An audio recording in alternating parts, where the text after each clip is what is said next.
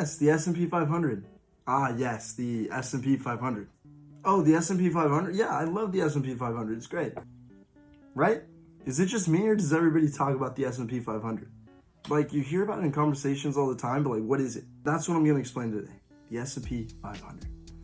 Before I get into it and explain what the S&P 500 is, let me tell you about individual stocks so you have a little bit of background context.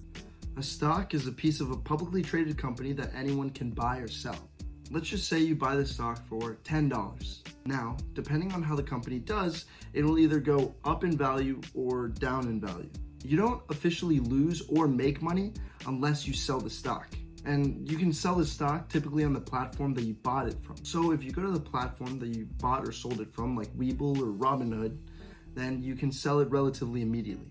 Don't worry, you're not gonna have to go knocking door to door asking your neighbors if they wanna buy some stock. Perfect. Now that you know what individual stocks are, we can go on and talk about the S&P 500. The S&P 500, or the Standard & Poor 500, is an index of the top 500 performing publicly traded companies. You may be asking, what's an index? Don't worry, I'm gonna tell you about it right now. An index is like a basket of stocks.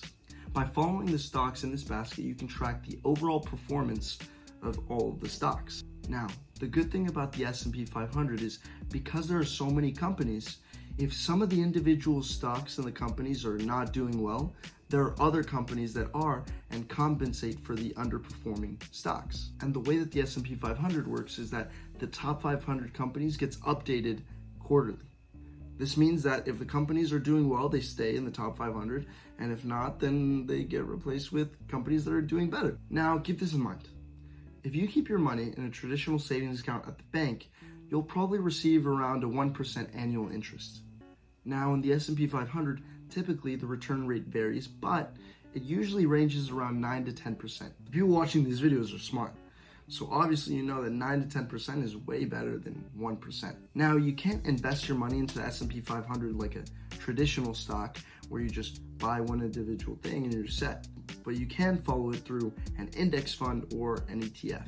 Now, if the S&P 500 interests you, hopefully this video is just kind of the basis to understand what's going on. And if you want, you can do a little bit more research online. There's a bunch of useful links and videos and all that stuff to help you out.